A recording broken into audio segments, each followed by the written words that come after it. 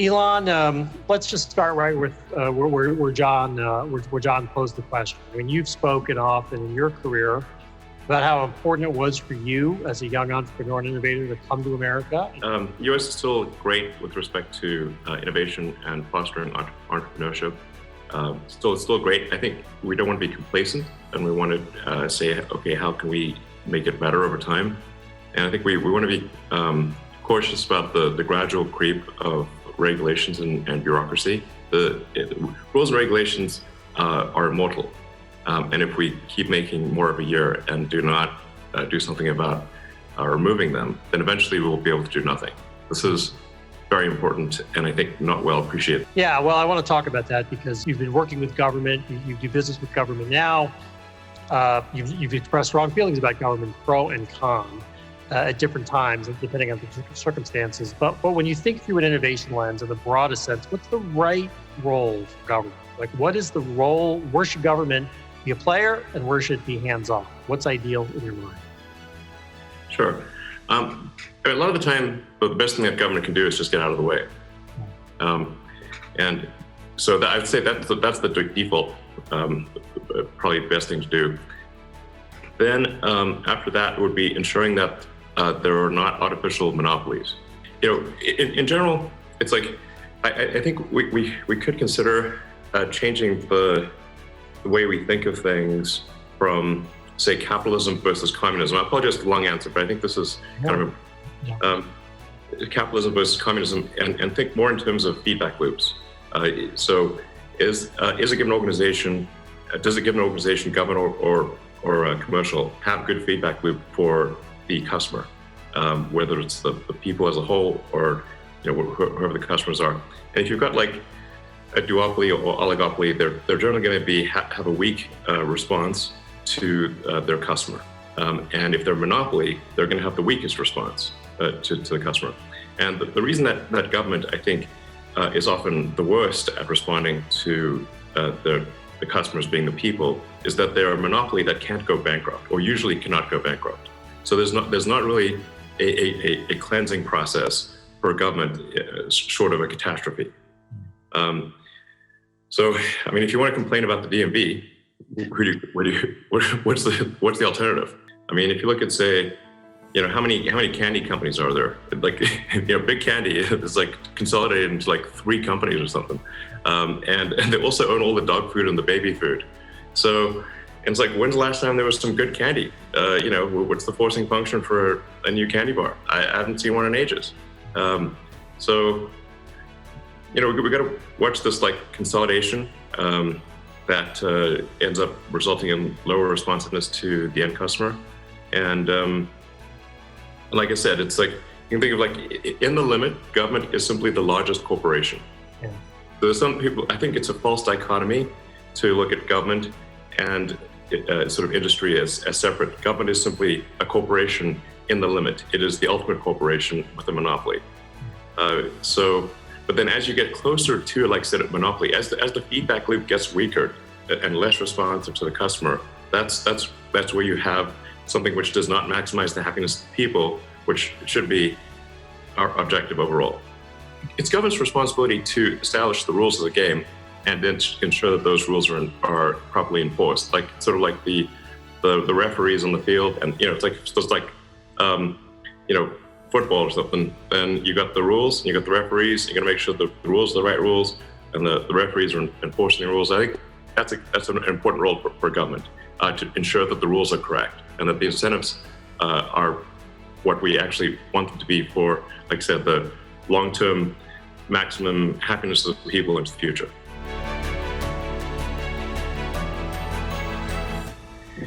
Where I think government does not do a great job is when they want to not just be a referee on the field, they want to be a player on the field.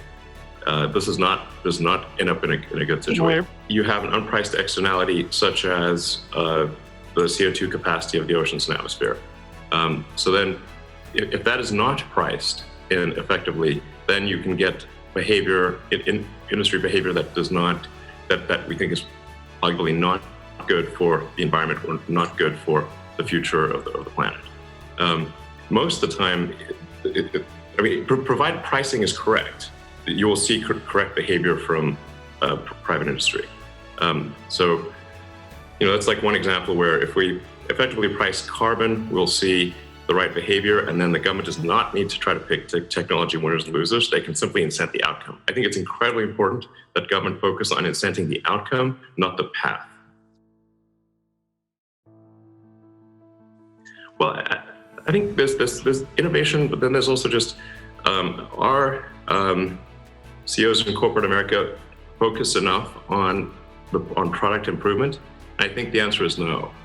And I think generally my advice or my recommendation would really be spend less time on finance, spend less time in conference rooms, less time on PowerPoint, and more time just trying to make your product as amazing as possible.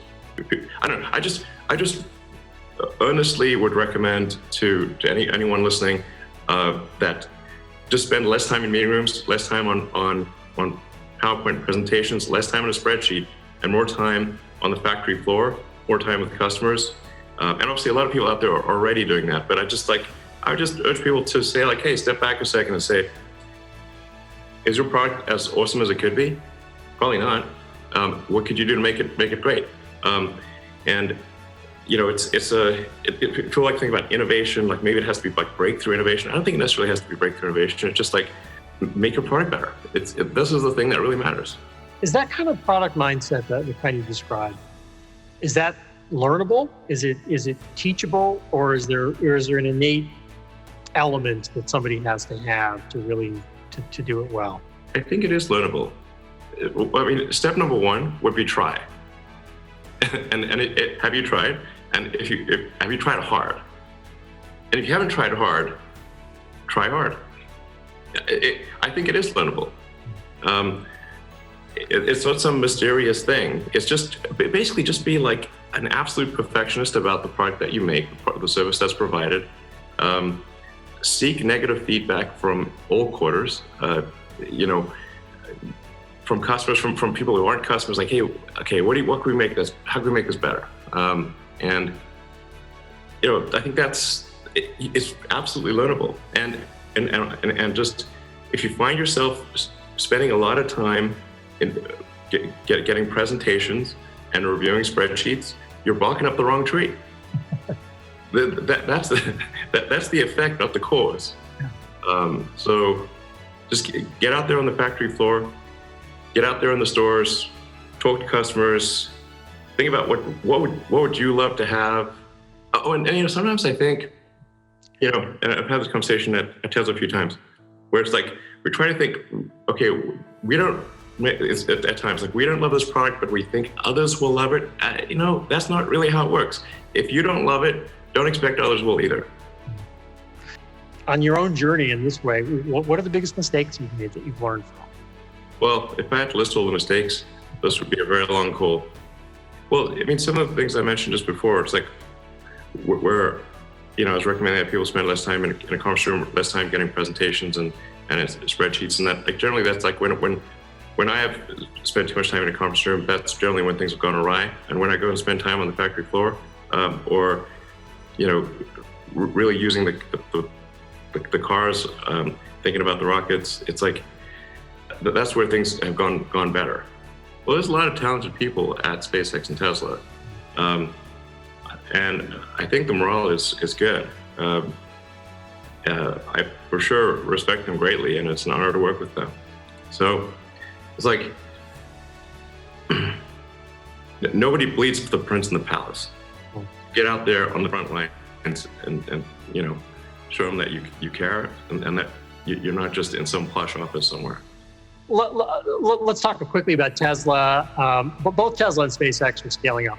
Today, in fact, Tesla touched $600 billion, I think, yesterday in valuation. Today, you said you're going to raise $5 billion through new stock sales. I assume what those gains are really, in your mind, going to do is help you scale up faster, be poured back into investment, because now is the moment to do that. Is that the plan here? We're kind of debating, like, should we raise money or should we not? It wasn't like a 100% sure thing. In the end, we thought, well, we can retire a lot of the debt and increase the security of the company, probably a good thing. and for less than 1% of dilutions probably makes sense. But we're neither here nor there on that. I think it's could have gone either way. So the money's for really debt retirement, you're saying today? Debt retirement, and I guess to have a bit more of a war chest, or I guess at the end of the day, what is money? Money is an entry in a database. Right. Just spend less time in meeting rooms, less time on PowerPoint presentations, less time on a spreadsheet, and more time on the factory floor, more time with customers. Is your product as awesome as it could be? Probably not. Just make your product better. This is the thing that really matters.